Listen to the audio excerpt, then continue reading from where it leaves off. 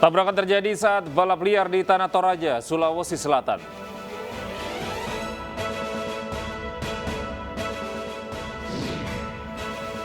Seorang pria di Medan, Sumatera Utara dianiaya 2 oknum anggota DPRD.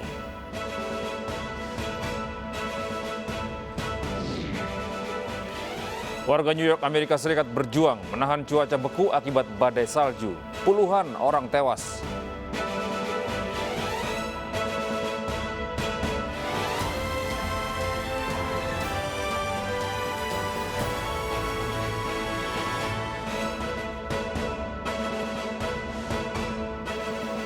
Ya, selamat pagi pemirsa, apa kabar Anda hari ini? Kami hadir kembali dalam iNews Pagi, melengkapi informasi Anda pada pagi hari ini. Iya, selain 3 berita utama tadi, kami juga akan hadirkan beragam informasi penting lainnya bersama saya, Gede Satria. Dan saya Yanufus, inilah iNews Pagi selengkapnya.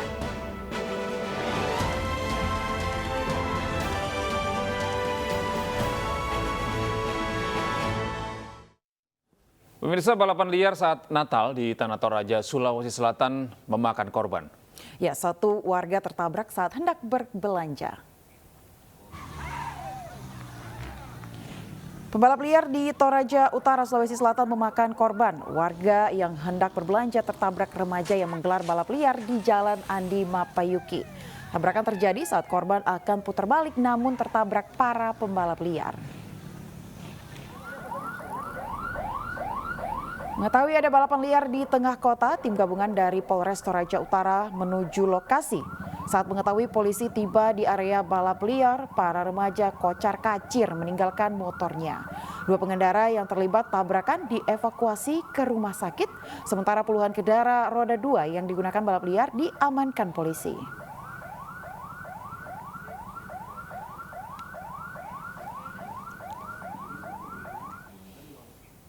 Ya, pemirsa, 3 orang terluka dalam kecelakaan beruntun 2 truk di ruas jalan tol dalam kota pada Senin dini hari tadi. Kecelakaan beruntun 2 truk terjadi di jalan tol dalam kota kilometer 12 hingga 200 Selipi arah Tomang, Jakarta Barat. 2 truk yang terlibat bermuatan terigu dan aspal. Akibat kecelakaan ini, supir truk muatan terigu terluka di bagian kepala dan mengalami luka patah kaki. Sedangkan truk muatan aspal berpenumpang suami istri mengalami luka ringan. Ketiga korban kecelakaan lalu dievakuasi ke Rumah Sakit Siloam, Jakarta. Menurut saksi mata, kecelakaan akibat sebuah truk lain yang berhenti mendadak di bahu jalan. Hal ini membuat 2 truk muatan terigu dan aspal yang berada di belakang tak dapat menghindar.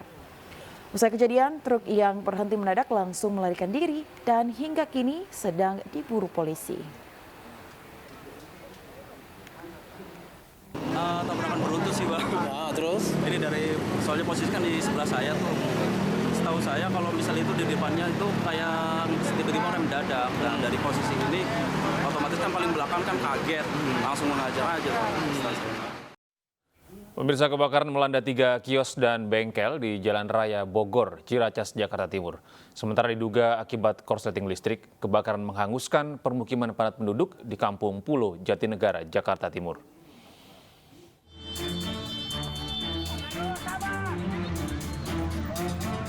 Sebanyak 3 kios dan bengkel di Jalan Raya Bogor, Ciracas, Jakarta Timur terbakar pada Minggu siang.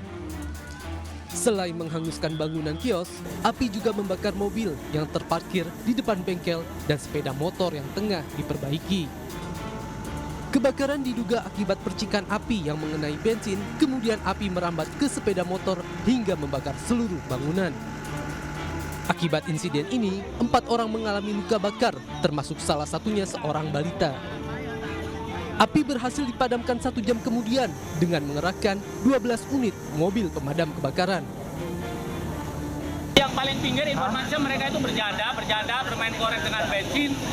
Terjadilah penyambaran dan ada 3 orang yang mereka itu terkena luka bakar ringan. Oh, jadi anak muda ini yang bercanda main bensin dan api itu ya, Pak? Terus akhirnya menyambar? Iya, diduga dari mereka itu.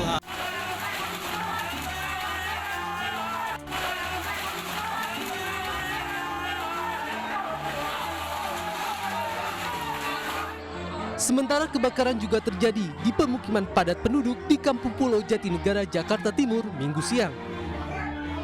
Kebakaran diduga akibat adanya korsleting arus pendek listrik.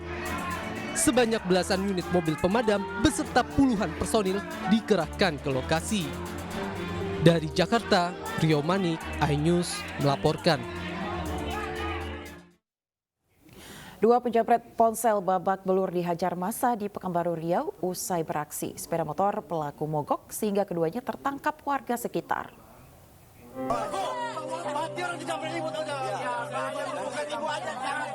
Dalam video amatir yang direkam warga, kedua penjamret ponsel tak berkutik saat ditangkap warga di Pekanbaru Riau. Warga yang emosi melampiaskan kemarahannya dengan memukul kedua pelaku beramai-ramai. Namun keduanya dapat diselamatkan oleh polisi yang tiba di lokasi kejadian. Penjamretan berawal saat kedua tersangka mengambil ponsel seorang pengendara perempuan yang melintas di Jalan Ronggo Warsito, Pekanbaru. Korban yang menyadari ponselnya dirampas berusaha mengejar kedua tersangka. Saat pengejaran, tiba-tiba sepeda motor yang dikendarai kedua pelaku mogok usai menerobos banjir di jalanan. Keduanya kabur, namun warga beramai-ramai mengejar dan menangkap pelaku. Telah terjadi peristiwa pencurian dengan kekerasan dengan modus jambret yang terjadi di Jalan Ronggo Warsito Ujung. Nah, pada saat kejadian tersebut korban berusaha mengejar dan berteriak sehingga memancing warga setempat untuk turut mengamankan pelaku. Dari hasil pemeriksaan polisi, salah satu pelaku merupakan residivis kasus narkotika yang tahun lalu baru dibebaskan. Untuk sementara, kedua tersangka bersama barang bukti ditahan di Mapolsek 50 untuk penyelidikan lebih lanjut. Dari Pekanbaru Riau, Muhammad Yusuf, iNews melaporkan. Warga Makassar, Sulawesi Selatan tewas usai terjatuh saat akan memangkas pohon. Evakuasi korban dilakukan petugas menggunakan perahu karet akibat banjir yang merendam di 3 kecamatan.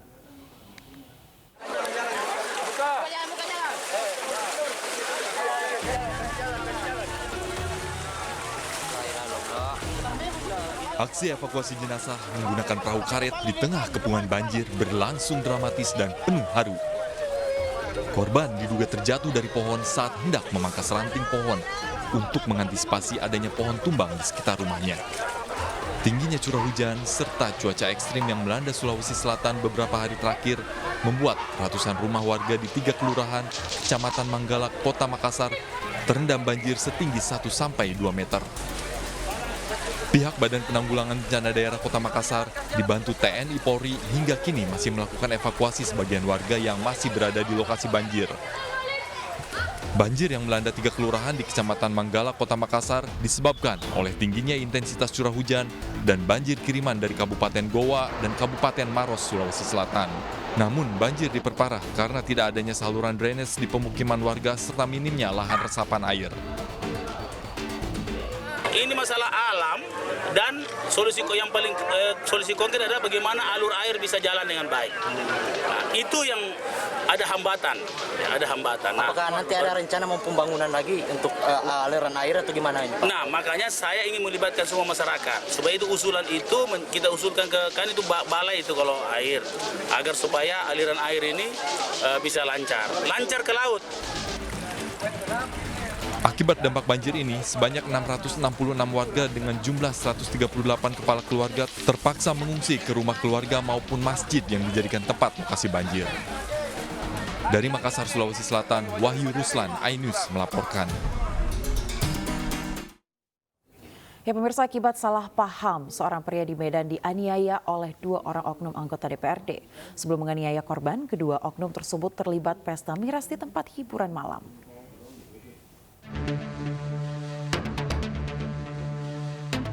Inilah rekaman CCTV yang mengabadikan momen keributan yang terjadi antara 2 oknum anggota DPRD Medan dengan seorang warga yang berujung penganiayaan di pelataran parkir tempat hiburan malam di Jalan Abdullah Lubis, Medan.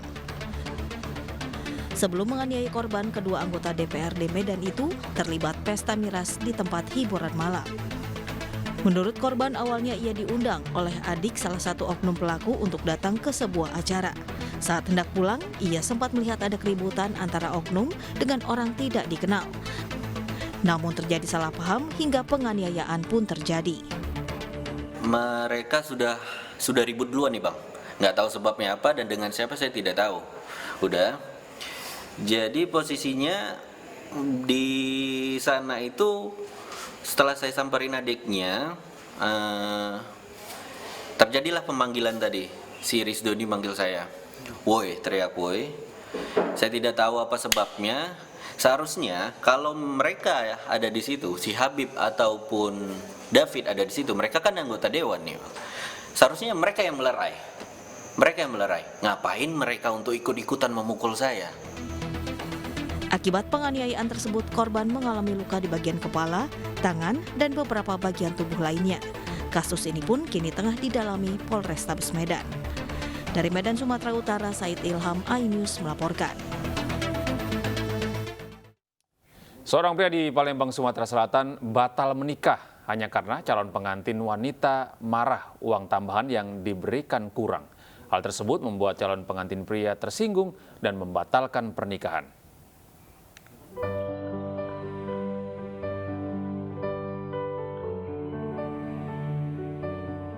Kisah anjas calon pengantin pria yang membatalkan pernikahan hanya gara-gara uang sebesar Rp700.000, bahkan pembatalan tersebut dilakukan 1 hari sebelum berlangsungnya akad nikah, viral di media sosial. Bukan tanpa alasan, Anjas membatalkan pernikahan karena kecewa dan tersinggung melihat calon pengantin wanita membentak dan marah-marah di depan ibu serta keluarganya lantaran uang yang dijanjikan kurang. Sebelumnya calon pengantin pria sudah memberikan uang sebesar Rp35 juta beserta mas kawin. Bahkan saat prosesi lamaran, calon pengantin pria juga memberikan barang hantaran kepada keluarga pengantin wanita senilai hampir Rp10 juta.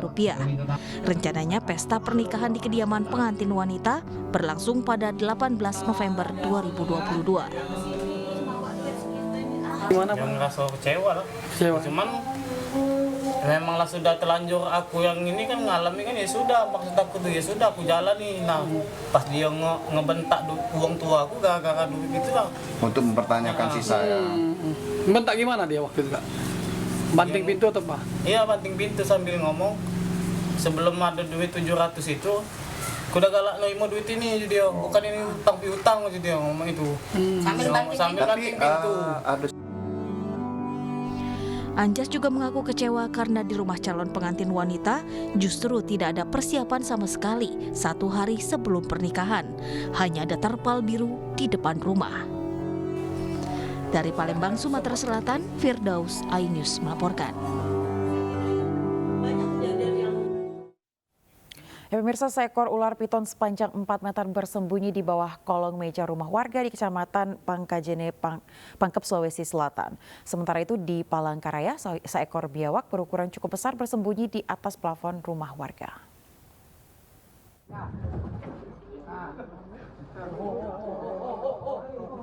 Lepas. Inilah proses evakuasi yang dilakukan petugas pemadam kebakaran Kabupaten Pangkep bersama warga yang berusaha menangkap kepala ular piton yang bersembunyi di sebuah rumah warga di Kecamatan Pangkajene, Pangkep, Sulawesi Selatan.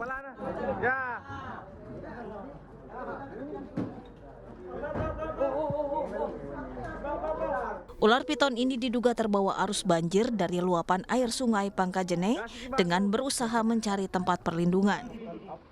Setelah beberapa waktu, ular akhirnya berhasil dievakuasi dan akan diserahkan ke BKSDA Provinsi Sulawesi Selatan. Piton ini kurang lebih 4 meter panjangnya dan beratnya kira-kira kurang lebih 20 kilo. Dan ular ini kita dapatkan di rumah warga atas nama Bapak Samsudin, Purnawirawan TNI. Sementara itu di Palangkaraya, Kalimantan Tengah, petugas pemadam kebakaran mengevakuasi seekor biawak berukuran cukup besar dengan panjang 1 meter yang bersembunyi di atas plafon rumah warga. Untuk dapat mengevakuasi hewan tersebut, petugas terpaksa harus membongkar plafon rumah agar bisa masuk dan menangkap biawak. Setelah 2 jam, petugas akhirnya berhasil mengevakuasi biawak menggunakan tongkat penjepit dan kemudian dibawa untuk dilepas liarkan kembali ke hutan agar tidak lagi masuk ke permukiman warga. Dari Sulawesi Selatan dan Kalimantan Tengah, Tim Liputan iNews melaporkan.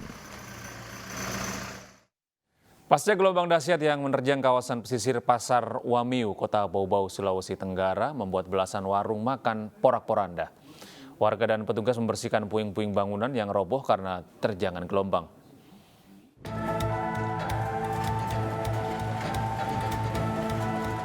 Beginilah kondisi belasan bangunan rumah makan yang berada di pesisir pantai Wameo, Kota Bau-Bau, Sulawesi Tenggara, pasca terjangan gelombang tinggi dan angin kencang pada Sabtu malam. Di lokasi kejadian terlihat warga pemilik rumah makan dan petugas dari kepolisian hingga pemerintah kota setempat turun tangan untuk membersihkan puing-puing bangunan. Angin kencang dan gelombang tinggi sudah mulai merusak bangunan warung miliknya sejak Sabtu sore. Jam 2 malam. Jam 2 malam itu rusak semua. Rusak total semua jam 2 malam. Kondisi bangunannya sekarang tidak bisa terpakai lagi nih. Jadi bagaimana caranya kita minta pemerintah harus kan tempatnya yang bagus, toh, supaya bisa menjual kembali. Siap direlokasi maupun walaupun nggak di sini. Iya, apa-apa. Ini sudah kali kedua tahun ini. 2 kali. Kali kedua. Total jumlah bangunan yang hancur akibat terjangan gelombang tinggi dan angin kencang yaitu sebanyak 19 rumah makan. Ditambah lagi belasan bangunan lapak pasar ayam di kawasan Pasar Wameo hancur tersapu gelombang tinggi. Dari Kota Bau-Bau, Sulawesi Tenggara, Andi Eba, iNews melaporkan. Sebuah kapal nelayan di Takalar, Sulawesi Selatan terbalik usai digulung ombak setinggi 3 meter. 7 penumpang termasuk anak buah kapal selamat setelah 3 jam berenang.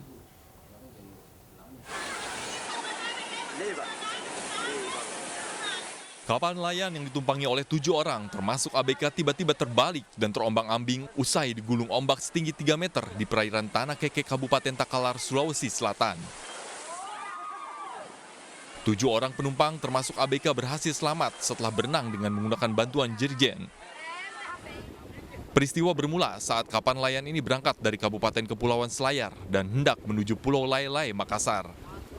Namun di perairan Takalar, cuaca buruk mengakibatkan kapal terbalik dan digulung ombak. Kapal hantam ombak dari samping. Gelap.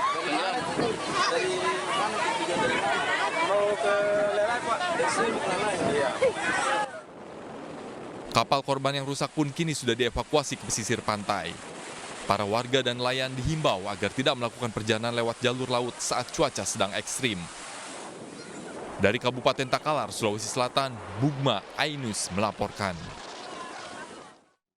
Sementara itu pemirsa, ratusan nelayan dari berbagai wilayah di pesisir kota Surabaya, Jawa Timur mendapat sosialisasi keselamatan berlayar serta pelatihan pengolahan ikan untuk meningkatkan perekonomian.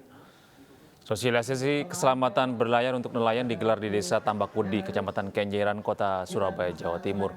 Mulai dari pemeriksaan mesin kapal sebelum berangkat hingga ketersediaan alat keselamatan saat melaut seperti pelampung.